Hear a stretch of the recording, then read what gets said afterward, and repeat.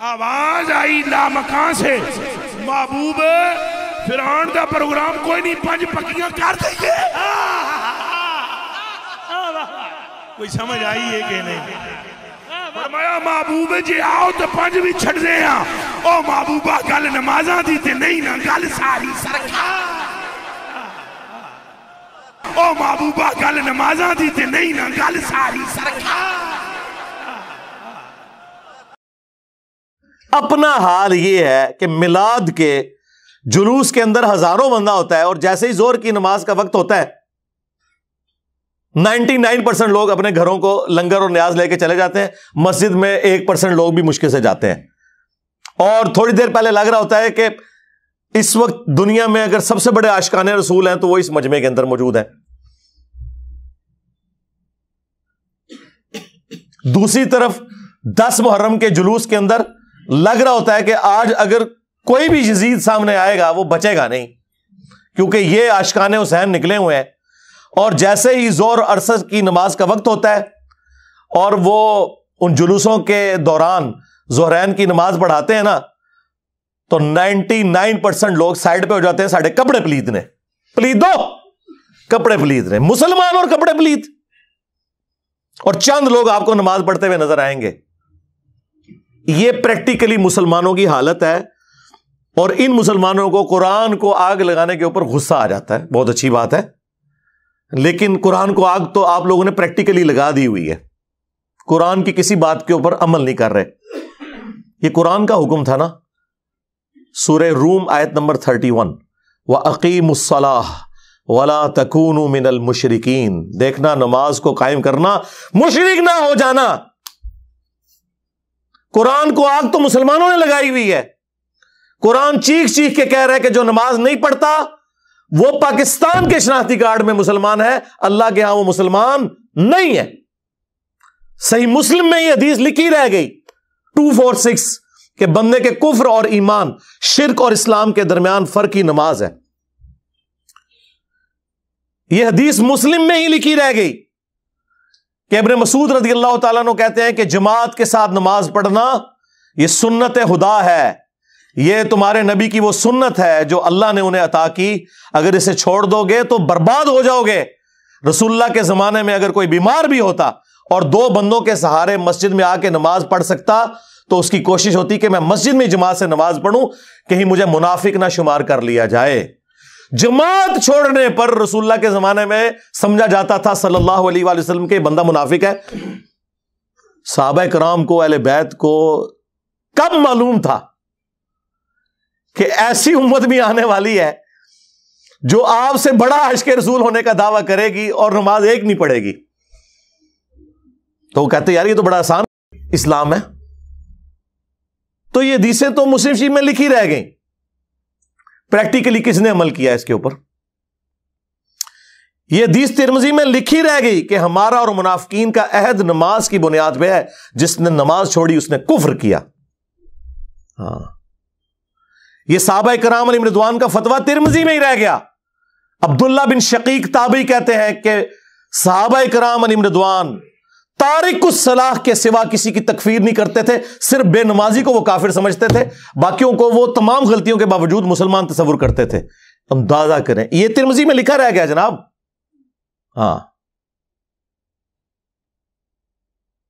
ہم جب چیخ چیخ کے یہ باتیں بیان کرتے ہیں، لوگ کہتے ہیں یار یہ کس قسم کی باتیں کر رہے ہیں، یہ کہاں پہ لکھی ہوئی ہیں؟ سرکار کتابوں میں لکھی ہوئی ہیں۔ یہی تو ہم آپ سے کہہ رہے ہیں کہ مرنے سے پہلے اے مسلمان کر لے اس پہ غور، کتابوں کا خدا اور ہے، بابوں کا خدا اور۔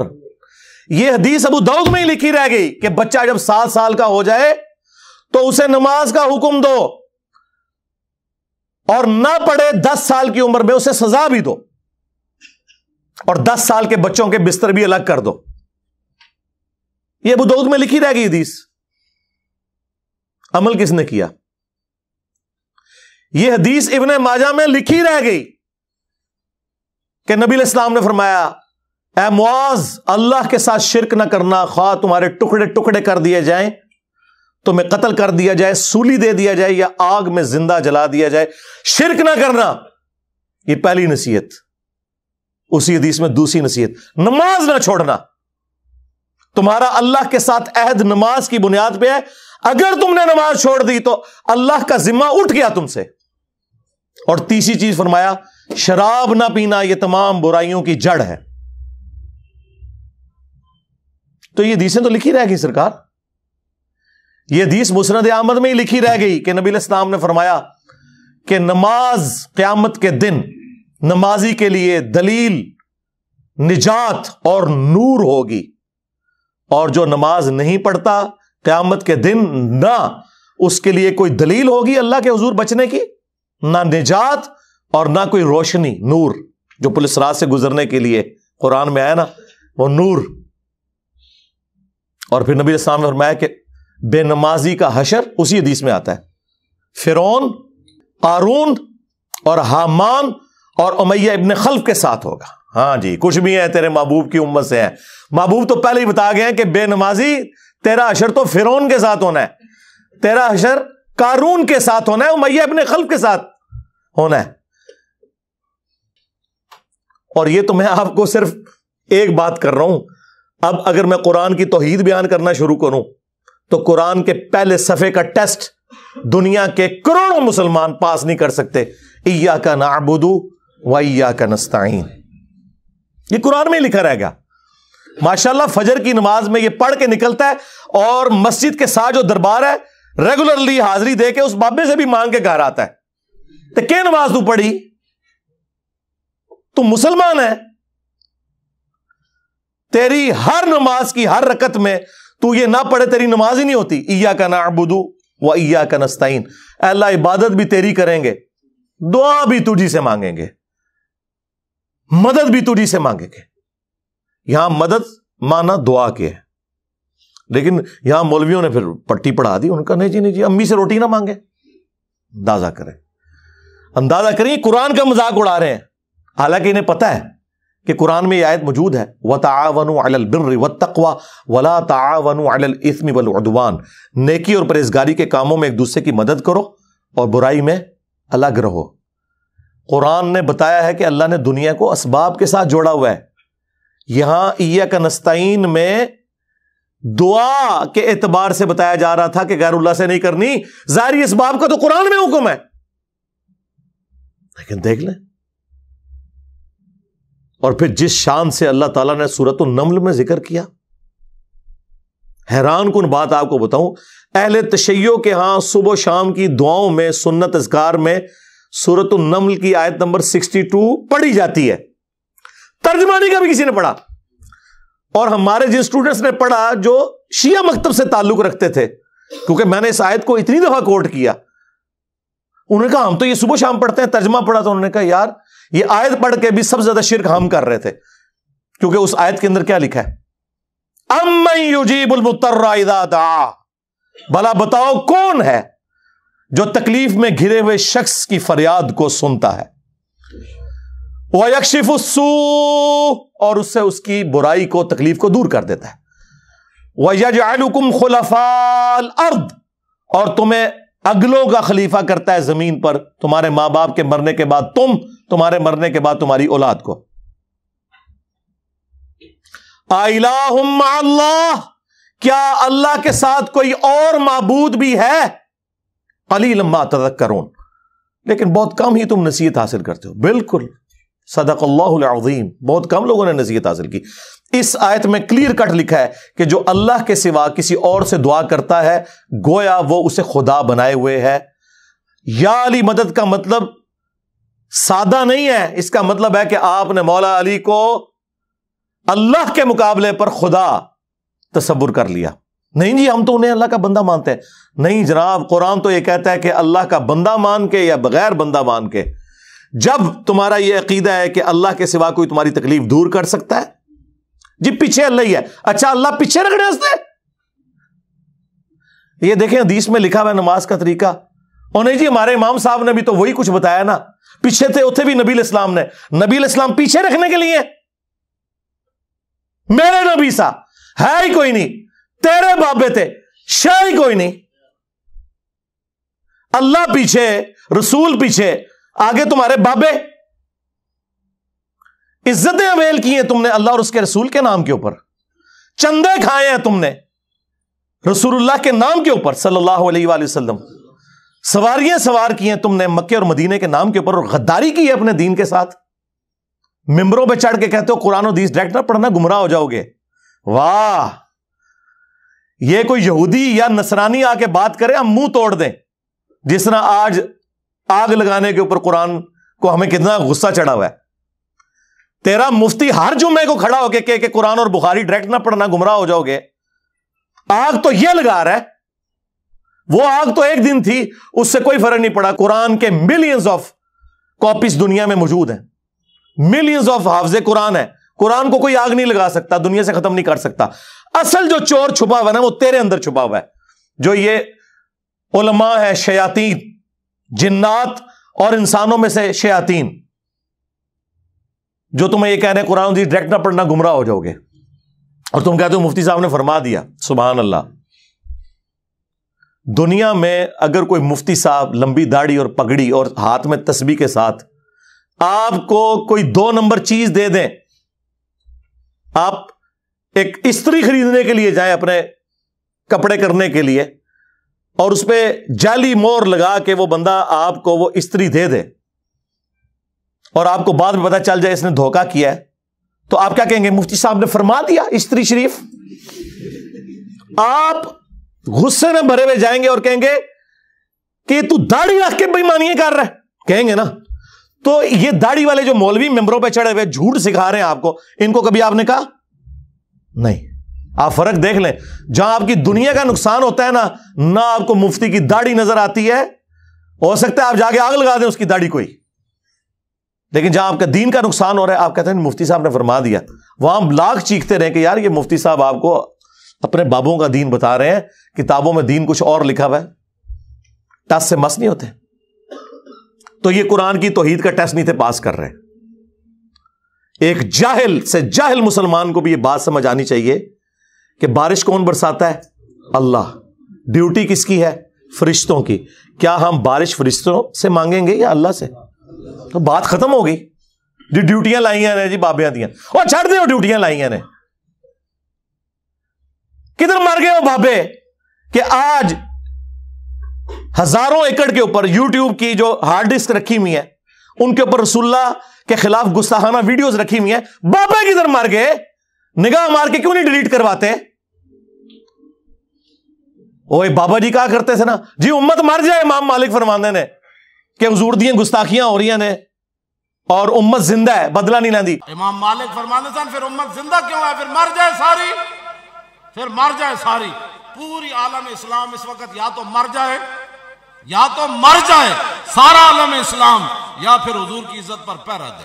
بس 2 باتوں میں سے ایک بات ہے، بس یا سارا کٹھا ہو کے مر جائے تو یا پھر فرانس کو جواب دے۔ میں نے کہا تھا بابا جی رک جاؤ، صبر کرو، تو آڈے ہوتے کوئی اور شاید اللہ نے چھاڑ دیتی ہے۔ امت بعد ہی مرے، پہلے تیرے بابے کیوں نہیں مر جاندے بابیا؟ جنہاں دی ڈیوٹیاں سن غوث کتب ابدال، انہوں نے اپنے نبی کا کلمہ نہیں پڑھا ہوا، وہ کدھر مر گئے؟ جو کل تک اپنے مریدوں کو یوں دیکھ کے تو جلا کے راکھ کر دیتے تھے، آج اتنے بغیرت ہو گئے کہ وہ یوٹیوب سے ویڈیوز نہیں ڈیلیٹ کر سک رہے۔ لے جاؤ اپنے بابے تو، کسی کام میں نہیں نکلے۔ پہلے وہ مرن نا، امت تو بیچاری کچھ کر نہیں سکتی، بابوں کے پاس تو اتنے رائٹس ہیں۔ او بابا لبو جی ڈیوٹی ہے اتنے جتنے ہارڈ ڈسک پہ نے، اتنے جس گوشت کی ڈیوٹی ہے انہوں لبو ذرا، اس سے میں 295 سی لواں گا۔ امت مر جائے، تیرے بابے نہ مر جڑ، امت مر جائے۔ امت نو تے تسی مس گائیڈ کیتا ہے، شرک میں ڈبو دیا۔ او جی لاہور 1000 سال تو بابا بیٹھے ہے تے پال رہے لوگوں نو، چھڈ دے، آج چندے بند کر دینا گورنمنٹ، کتے پھرن گے دربارہ ہوتے تواڈے، صفائی کرنے والا کوئی نہیں ہوگا، بند کراؤ آج چندے، بابا پال رہا ہے۔ تواڈے چندے تے پلدے نے تے تسی کہہ دو بابا پال رہا ہے۔ شرم کی کوئی انتہا ہوتی ہے۔ یہ لوگ بات کرتے ہیں جی قرآن جل گیا تو پورے ملک کے اندر ہنگامے کھڑے کیے ہوئے ہیں۔ قرآن تم لوگوں نے جلایا ہے شرک پھیلا کے۔ ویسے تو کہتے ہو ہم سنی ہیں، सुन्नी वो होगा जो बुखारी मुस्लिम के तरीके के मुताबिक जो रसूलुल्लाह के अहादीस नकल हुई हैं सल्लल्लाहु अलैहि वसल्लम, रुकू में जाते वक्त और रुकू से उठते वक्त रफ़ुल यदैन करेगा? या सुन्नी वो होगा जो अपनी पब्लिक को ये झूठ मशहूर करेगा कि जी बगले बुत रख के आंदे सन तां रफ़ा यदैन होंदा सी? वाह वाह! जिस शख्सियत के साथियों में सैयदुना उमर, सैयदुना हमजा, सैयदुना अली जैसे दलेर और अल्लाह के शेर हों, उत्थे लोग बुत रख के हुजूर दे पीछे आगे खलोंदे सर। अब गल करने ली करो कोई, सब कुछ झूठ निकलिया तुहाडा। कुरान को आग लग गई, तुसी लाइए कुरान को आग। आप लोग दुश्मन है इस्लाम के।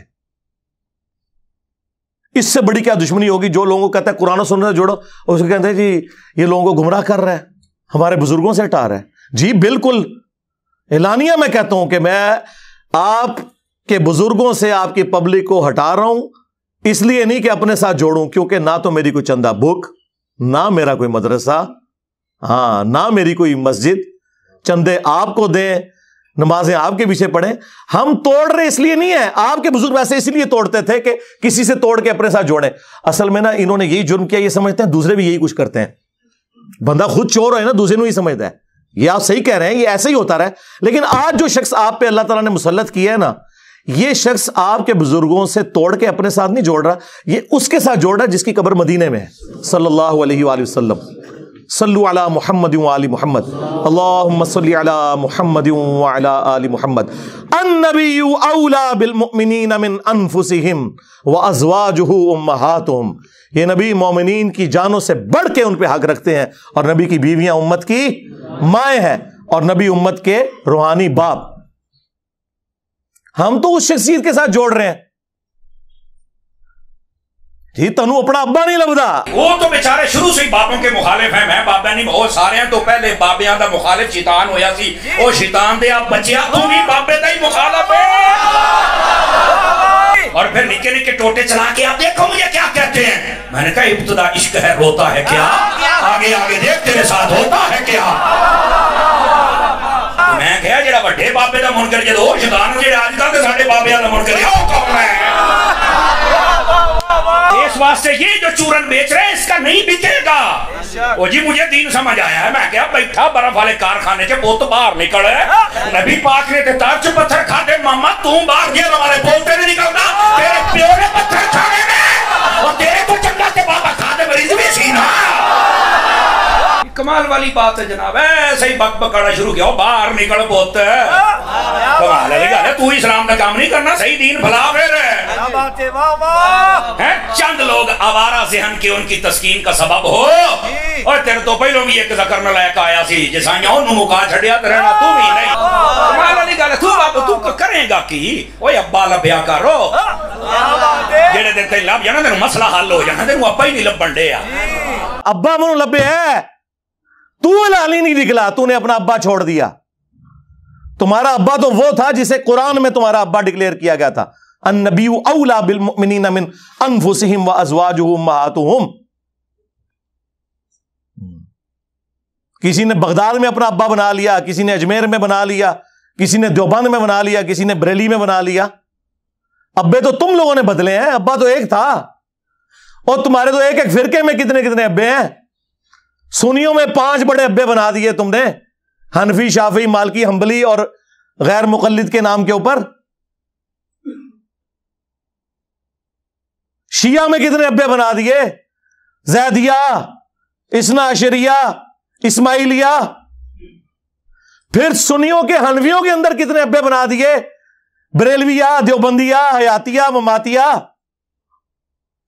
अब्बे तो तुहाड़े नहीं पे, इतने अब्बे ने तुहाड़े के गिने नहीं जाते।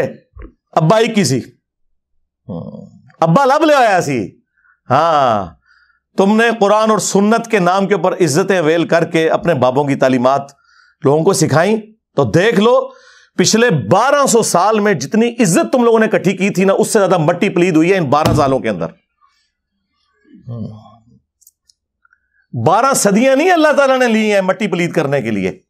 12 सालों के अंदर आज तुम्हारे बाबों की मीम्स बन रही हैं। हाँ, कार्टून बन रहे हैं, छोटे छोटे बच्चे मजाक उड़ा रहे हैं। वो बच्चे जिनके अब्बे ये वाकया सुन के सुभान अल्लाह कहा करते थे। اور بچے مذاق اڑا رہے ہیں. تو دیکھ لو یہ ذلت اور رسوائی, یہ ہر عروج کو زوال آتا ہے. یہ اللہ کی سنت ہے کہ 300 سال کی فرعونوں کی حکومت ایک ایسے شخص سے گرا دی کہ جس کی زبان میں بھی لکنت تھی, جس کی پرورش بھی اسی گھر میں ہوئی تھی. کون؟ موسیٰ بن عمران علیہ السلام. تو یہ اللہ تعالیٰ نے چننا ہوتا ہے کہ کس کے ذریعے اللہ تعالیٰ کون سا کام کروا دے.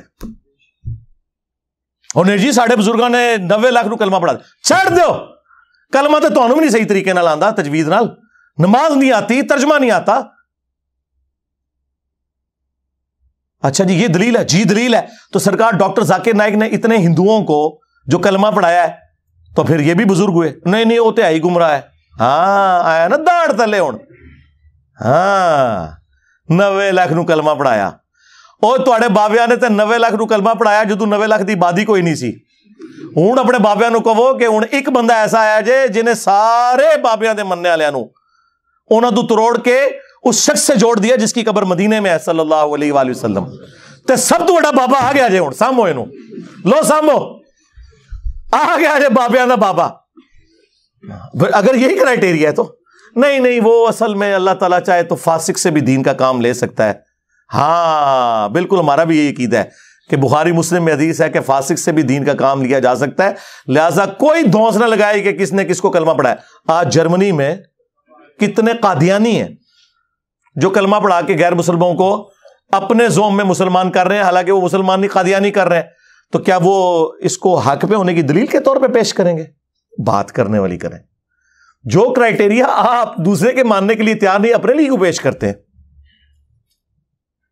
تو دشمنی کی آپ لوگوں نے قرآن کے ساتھ, سنت کے ساتھ. اور میں حیران ہوتا ہوں کہ قرآن حکیم, وہ کتاب جو ہماری کتاب زندگی تھی, اس کے ساتھ انہوں نے کیسے کیسے متس مشہور کر دیں. بس صرف اس کا کام رہ گیا مردے بخشوانا, جو ثابت ہی کوئی نہیں. قرآن کا کام رہ گیا ہے عدالتوں کے اندر قرآن پہ حلف دے کے جھوٹ بولنا. قرآن کا کام رہ گیا ہے کہ بچی کی شادی ہو تو نیچے سے اسے گزار دینا. یہ قرآن کا ٹوٹل کام یہ رہ گیا. قرآن اس لیے نازل ہوا تھا یار, ایک غیر مسلم بھی آپ کو خط لکھے نا, امیگریشن کے کاغذ آ جائے نا فرینچ کے اندر, انگلش کے اندر, اور آپ کو یہ زبانیں نہ آتی ہوں تو 10 بندے ڈھونڈتے پھرتے ہیں کہ یار بتاؤ کیا لکھا ہوا ہے. اور اللہ کی کتاب کبھی اس کو ترجمے سے پڑھنے کی کوشش ہی نہیں کی, جبکہ ہر فرقے کا ترجمہ موجود ہے. دیکھیں جھگڑا تب تھا جب آپ کہتے ہیں کہ انجینئر صاحب خود ترجمہ دے رہے ہیں. لوگ میرے بارے میں کہتے ہیں نا کہ یہ علماء سے دور کر رہے ہیں. سرکار بالکل الٹ بات ہے, میں علماء کے آپ کو قریب کر رہا ہوں. لیکن مسئلہ یہ ہے کہ میں ایک عالم کے آپ کو قریب نہیں کرتا, میں کہتا ہوں سب کی بات سنو. ہاں وہ اس کو کہتے ہیں علماء سے دور کرنا. وہ کہتے ہیں صرف ہماری سنو. کیا میں نے کبھی کسی کو کہا کہ آپ میرا قرآن کا لکھا ہوا ترجمہ پڑھیں؟ نہ میں نے کوئی لکھ کے آپ کو دیا. میں نے ہمیشہ کہا کہ بریلوی ہو تو احمد بریلوی کا ترجمہ پڑھ لو. چاند ایک جگہ پہ اختلاف ہو سکتا ہے نا. ایاک نعبد و ایاک نستعین کا ترجمہ انہوں نے یا شیخ عبد القادر جیلانی مدد تو نہیں کیا ہوا. دیوبندی ہو اشری تھانوی کا ترجمہ پڑھ لو. کون سا دنیا کا دیوبندی عالم ہے انکلوڈنگ تقی عثمانی صاحب کے جو یہ دعویٰ کرے کہ میں اشری تھانوی سے بہتر قرآن جانتا ہوں؟ تو ہم تو کہتے ہیں کہ آپ ان بچوں سے نہ قرآن پڑھیں, ان کے بڑے بڑے ابوں سے پڑھیں. مجھ سے وہ ٹی ایل پی والے بھائی نے جب انٹرویو کیا کہ جی آپ اپنا استاد کسے مانتے ہیں, میں نے کہا مذہب بریلوی کو. میں نے ان سے پڑھا ہوا ہے, اگرچہ وہ 1921 میں فوت ہو گئے تھے, میں 1977 میں پیدا ہوا ہوں, لیکن یقیناً وہ قرآن کا ترجمہ کمائی کے لیے نہیں کر کے گئے تھے. انہیں تو عربی آتی تھی, ترجمہ انہوں نے کیا تھا میرے لیے. اردو تو مجھے آپ سے بھی زیادہ آتی ہے. جس طرح صحابہ کرام کو لکھنا پڑھنا نہیں آتا تھا, لیکن ان کی زبان میں قرآن نازل ہوا تو انہیں ڈائریکٹ سمجھ آتا تھا. خیر میں نے تو بعد میں عربی بھی سیکھ لی ہے. عربی نہ بھی سیکھوں یا کوئی نہ بھی سیکھے, اردو زبان میں جب کر دیا تو ہم تو ڈائریکٹ احمد بریلوی سے ترجمہ پڑھ رہے ہیں, ہم ڈائریکٹ اشری تھانوی سے پڑھ رہے ہیں, ہم ڈائریکٹ جوناگڑھی سے پڑھ رہے ہیں, ہم شیعہ کے سید فرمان علی شاہ سے ترجمہ پڑھ رہے ہیں ڈائریکٹ. تو سیدھے شاہی کوئی نہیں. اور یہ آپ خود مانیں گے کہ آپ شاہی کوئی نہیں اپنے بڑے بابوں کے مقابلے پہ. تو یہ ترجمے انہوں نے کمائیوں کے لیے کیے تھے, یہ تو کوئی نہیں کہے گا کمائی کے لیے کیے. تو اس لیے کیے تھے کہ پبلک کو پتا چلے قرآن میں کیا لکھا ہوا ہے. وہ آپ پڑھنے نہیں دے رہے. ہمارے ایک شیعہ دوست ہیں عالم دین, ماشاءاللہ بہت اچھا کام کر رہے ہیں, ان کا ایک جملہ گولڈن جملہ ہے. انہوں نے کہا کہ آج کوئی غیر مسلم آ کے آپ سے یہ کہے کہ میں مسلمان ہونا چاہتا ہوں یا ابھی ہوا ہوں, مجھے بتائیں میں نے اسلام کو اسٹڈی کرنا ہے کہ اسلام کی مجھ سے کیا ریکوائرمنٹ ہے, میرا خدا مجھ سے کیا چاہتا ہے, میرا اللہ مجھ سے کیا ڈیمانڈ کرتا ہے, تو آپ اسے کون سی کتاب پڑھنے کے لیے دیں گے؟ تو ساروں کا جواب یہ ہوگا جی قرآن پڑھنے کے لیے دیں گے. اور آگے سے وہ گورا یہ پوچھ لے کہ بھائی آپ نے بھی اسی قرآن کو پڑھ کے اپنے عقیدے صحیح کیے تھے؟ ہاں, تو منہ اڑ کے بیٹھ جاؤ گے. اس کا جواب یہ نہیں ہوگا کہ میں نے, میرے پرکھے جو بھی کسی نے نہیں قرآن ترجمے نال پڑھا ایسی اللہ دے فضل نال جدوں انہوں نے کلمہ پڑھیا ہوں تک کسی نے قرآن ترجمے نال نہیں سے پڑھا. اس کی وجہ میں آپ کو بتا دیتا ہوں, قرآن کا ترجمہ بمشکل 200-250 سال پہلے کیا ہے شاہ ولی اللہ دہلوی نے فارسی میں, اور اس وقت بھی کوئی پرنٹنگ پریس وغیرہ نہیں تھے, وہ چند لوگوں تک ہی پہنچا. ایکچولی اگر آپ دیکھیں تو ان 15-20 سالوں میں زیادہ ہوا ہے کہ سافٹ ویئر بنے عام بندوں کے ہاتھ میں ہے, ورنہ ترجمہ قرآن تو آپ کو مسجدوں میں نہیں ملتا تھا. او حافظ قرآن نے نہ ترجمہ پڑھا ہو تو اور کس نے پڑھنا ہے؟ حافظ بن کے نکلتے ہیں, حافظ نہیں حافظ. انہوں نے نہیں قرآن ترجمے سے پڑھا ہوا, اور کس نے پڑھنا ہے؟ اور جس کے ماں باپ نے امید لگائی ہے کہ انہیں سانو لے جانا ہے کتے جتھے آپ جانا سی. ہاں, تراوی کے دنوں میں تھوڑی تھوڑی داڑھی بڑھا لیں گے, تو جس طرح جناب عید آئے گی تو او پہ عید ہے داڑھی. اور کس لیے؟ پیسے کمانے کے لیے. مفت کون بنا دے تراویاں؟ ٹھیکے تو ہوندیاں نے. ہاں, یہ قرآن کے ساتھ آپ لوگ کر رہے ہیں. اور قرآن کیا کہہ رہا ہے؟ وَأُوحِيَ إِلَيَّ هَذَا الْقُرْآنُ لِأُنذِرَكُمْ بِهِ وَمَنْ بَلَغَ. اے نبی تم فرماؤ قرآن مجھے اللہ نے اس لیے وحی کیا تاکہ اس قرآن کے ذریعے میں تمہیں بھی تبلیغ کر دوں, اور جس تک یہ قرآن پہنچ جائے اس قرآن کے ذریعے تبلیغ کرے. قرآن تو یہ کہہ رہا ہے, قرآن تو کہہ رہا ہے وَلَقَدْ يَسَّرْنَا الْقُرْآنَ لِلذِّكْرِ فَهَلْ مِن مُدَّكِرٍ. ہم نے قرآن کو سمجھنے کے لیے آسان کر دیا, ہے کوئی نصیحت حاصل کرنے والا؟ قرآن تو یہ کہہ رہا ہے, قرآن تو کہہ رہا ہے فذکر بالقرآن من یخاف وعید. اے نبی قرآن کے ذریعے تبلیغ کریں ہر اس شخص کو جو اللہ کی دھمکی سے ڈرتا ہے. قرآن تو یہ کہہ رہا ہے.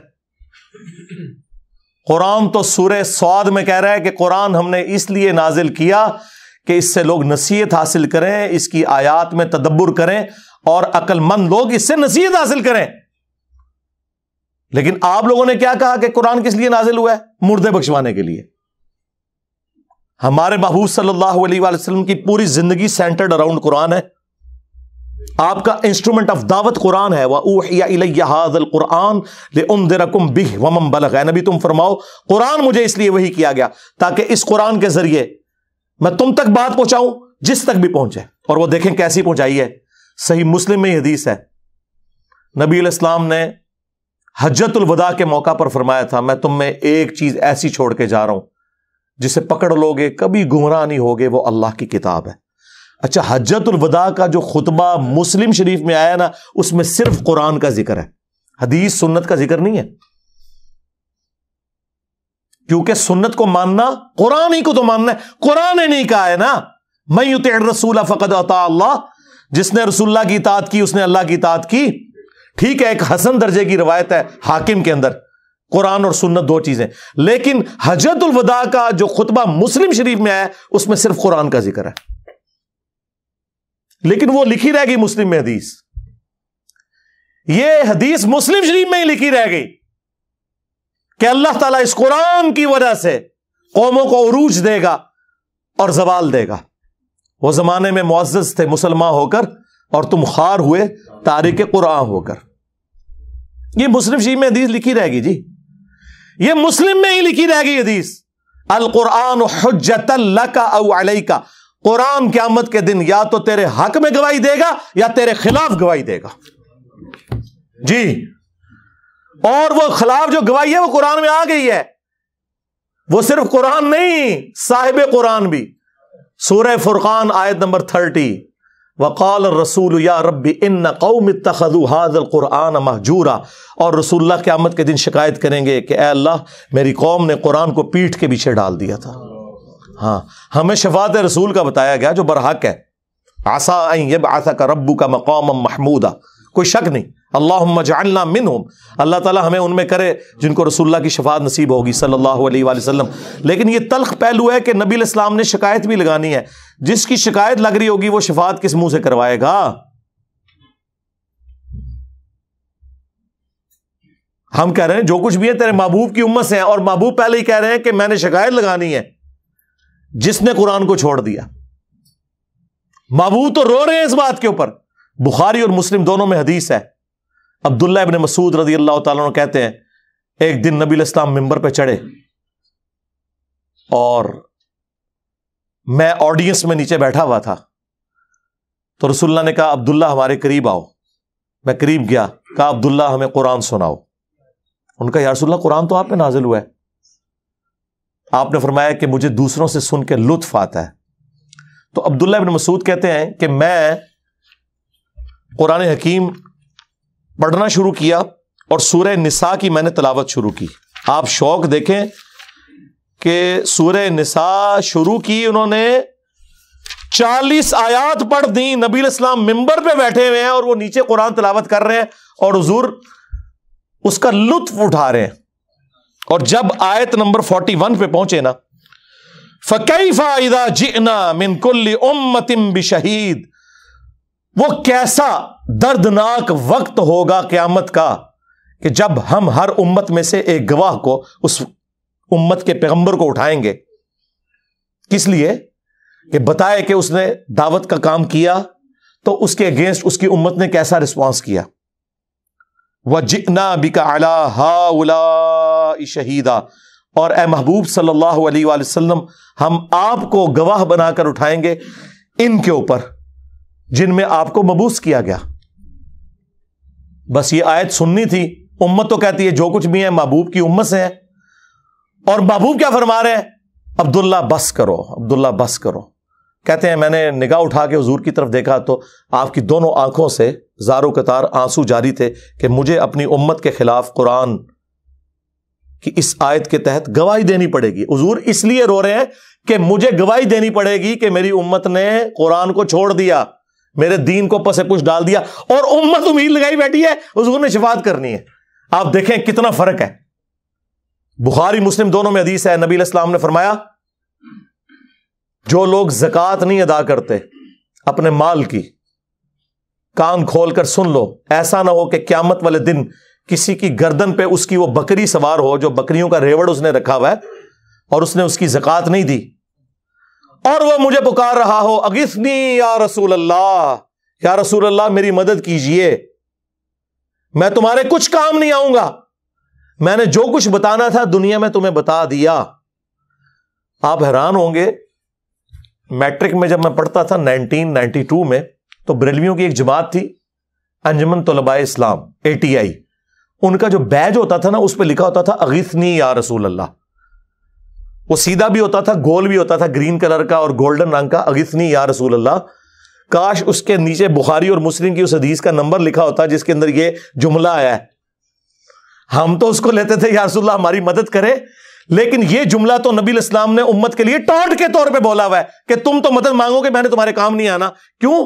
اس حدیث میں الفاظ ہے میں نے تمہیں دنیا میں بتا دیا تھا, کہیں ایسا نہ ہو کہ کسی کی گردن پہ اس کی گائے سوار ہو جس کی اس نے زکوٰۃ نہیں دی, جب وہ گائے 40 کے عدد کو پہنچے, یعنی عام گائے کی زکوٰۃ نہیں ہے,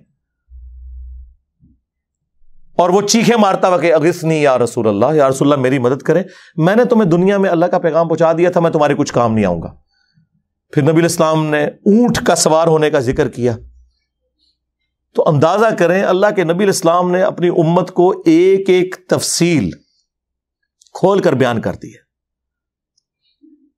کوئی قسم نہیں چھوڑی, کھول کھول کر باتیں بیان کر دی ہیں, کسی کو وہم بھی باقی نہ رہے.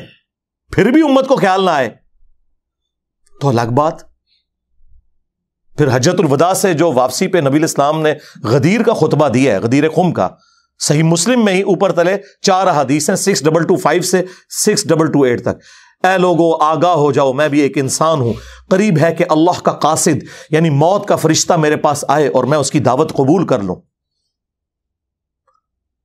میں اپنے بعد تم میں 2 بھاری چیزیں چھوڑ کے جا رہا ہوں, ان میں سے پہلی چیز اللہ کی کتاب ہے, اس میں ہدایت ہے, اس میں نور ہے، یہ اللہ کی رسی ہے۔ ہاں، جو اسے پکڑے گا ہدایت پہ ہوگا، جو چھوڑ دے گا گمراہ ہو جائے گا۔ اور زائد ابن ارقم کہتے ہیں کہ نبی الاسلام پھر ترغیب دلاتے رہے، اللہ کی کتاب، اللہ کی کتاب، اللہ کی کتاب۔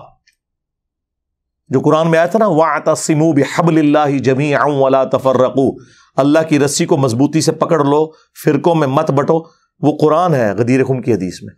اس کو وائس ورثہ بھی کر لو کہ جو قرآن کو نہیں پکڑے گا وہ فرقوں میں بٹ جائے گا، کیونکہ کامن بانڈ اللہ نے بتا دیا، اللہ کی رسی کو پکڑ لو اور فرقوں میں مت بٹو۔ اس کا کیا مطلب ہے کہ جو نہیں پکڑے گا فرقوں میں بٹ جائے گا، اور وہ ہو گیا۔ اور فرمایا دوسری بھاری چیز میرے اہل البیت ہیں، میں اپنے اہل البیت کے معاملے میں تمہیں اللہ کا خوف دلاتا ہوں، یعنی میری وفات کے بعد ان کے ساتھ حسن سلوک کرنا۔ یہ 3 دفعہ آپ نے جملہ بولا، لیکن امت نے نہ قرآن کو پکڑا اور نہ اہل بیت کو زندہ چھوڑا، بالکل الٹ امت چلی۔ پھر بخاری اور مسلم دونوں میں حدیث ہے، اللہ کے محبوب صلی اللہ علیہ وآلہ وسلم جب کبھی بھی خطبہ دیتے تھے نا، تو آپ علیہ السلام ممبر پہ آ کے کہتے تھے، اما بعد فإن خیر الحدیث کتاب اللہ وخیر الہدی ہدی محمد صلی اللہ علیہ وآلہ وسلم وشر الامور محدثاتها وکل محدثۃ بدعہ وکل بدعۃ ضلالہ وکل ضلالۃ فی النار۔ کچھ الفاظ سنن نسائی کے، میجر پورشن جو ہے وہ صحیح مسلم ہے۔ آگاہ ہو جاؤ، سب سے بہترین کلام اللہ کی کتاب ہے، سب سے ہدایت یافتہ راستہ محمد صلی اللہ علیہ وآلہ وسلم کا ہے۔ بدترین کام وہ ہیں جو دین میں خود سے جاری کر دیے جائیں، وہ سارے کام بدعتیں ہیں، اور تمام بدعتیں گمراہیاں ہیں، اور تمام گمراہیاں جہنم میں لے جانے والی ہیں۔ اندازہ کریں۔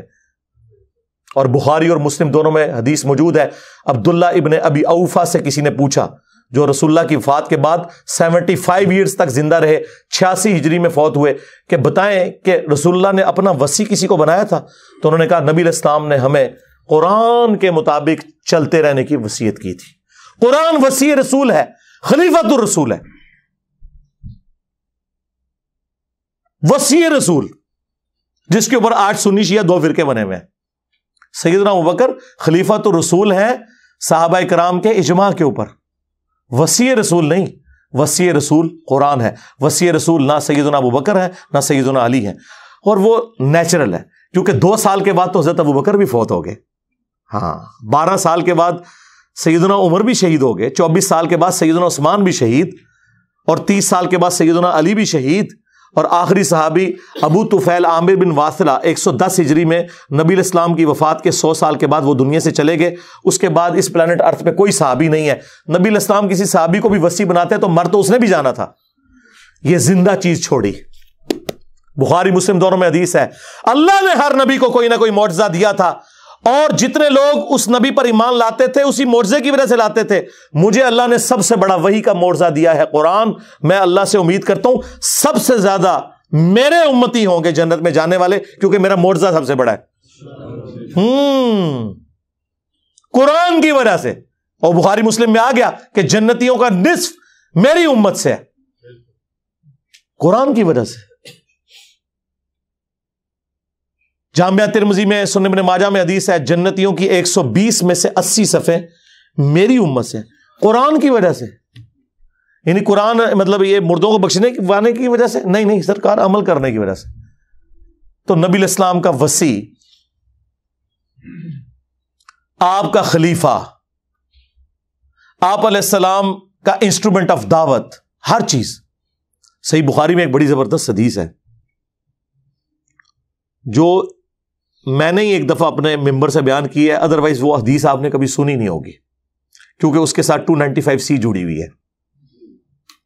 صحیح بخاری میں ایک چیپٹر ہے کتاب الاعتصام بالکتاب والسنہ، قرآن و سنت کو مضبوطی سے پکڑنا۔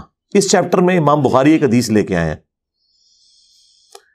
کہ جب حضرت ابوبکر کی بیعت کی گئی نا، تو دوسرے دن حضرت ابوبکر صدیق رضی اللہ تعالیٰ عنہ آڈینس سے خطاب کرنے کے لیے مسجد نبوی میں آئے، تو ان کے خطاب کرنے سے پہلے حضرت عمر ممبر پہ چڑھے، جس طرح آج کل بھی اسٹیج سیکٹری کے طور پہ، اور کمال کا خطبہ دیا۔ 2 جملوں کا خطبہ ہے وہ بخاری میں آیا ہے، لیکن مولوی نہیں آپ کو بتائے گا، جن کو بتانا چاہیے وہ بھی ڈرتے ہیں بتاتے ہوئے، جن کو نہیں بتانا چاہیے وہ تو نہیں بتائیں گے. حضرت عمر کے الفاظ ہیں کہ دیکھو، یعنی حضور کے غم کی وجہ سے لوگ دکھی تھے. یعنی جس شخصیت کو آپ اپنے ماں باپ اولاد سب سے بڑھ کر عزیز سمجھتے ہیں اور وہ دنیا سے چلی جائے تو صحابہ کرام کی تکلیف کا اندازہ کون کاٹ سکتا ہے. تو سیدنا عمر نے کہا کہ دیکھو، اللہ نے اپنے نبی کے لیے وہ پسند کیا جو اللہ کے پاس تھا، وہ اس سے بہتر تھا جو دنیا میں ہے. وَلَلْآخِرَةُ خَيْرٌ لَكَ مِنَ الْأُولَىٰ، اے نبی تمہارا ہر آنے والا لمحہ گزرے ہوئے سے بہتر ہوگا.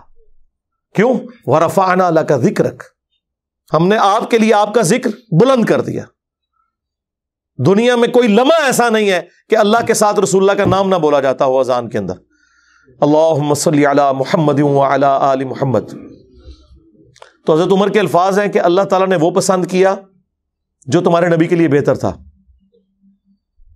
لیکن اللہ نے تمہارے لیے تمہارے نبی کے جانے کے بعد وہ کتاب چھوڑ دی ہے جس کتاب کے ذریعے اس نے اپنے نبی کو ہدایت دی تھی. اب یہ بڑا خطرناک جملہ تھا، خطرناک جملہ تھا، خطرناک سے بھی اگلا ورژن. تم بھی اس کتاب کو پکڑو گے تو ہدایت پہ قائم رہو گے. اور پھر اس جملے کو ریپیٹ کیا، اس کتاب کو کہ جس کتاب کو تمہارے نبی کی ہدایت کا ذریعہ بنایا. اچھا، اس کا یہ مطلب نہیں نعوذ باللہ کوئی رسول اللہ گمراہ تھے، نہیں. قرآن میں واضح آیت ہے، ما ضل صاحبکم وما غوا، تمہارے نبی نہ کبھی بہکے ہیں نہ کبھی بہرا چلے ہیں. یہاں پہ بھی ضلہ کا لفظ آیا ہے. یہ کیا ہے جو قرآن حکیم میں اللہ تعالیٰ نے فرمایا وَوَجَدَكَ ضَالًّا فَهَدَىٰ، اے نبی ہم نے آپ کو اپنی محبت میں خود رفتہ پایا اور ہدایت کے بلند ترین مرتبے پر پہنچا دیا. ضال کا مطلب گمراہی بھی ہوتا ہے، ضال کا مطلب کسی کی محبت میں ڈوبنا بھی ہوتا ہے.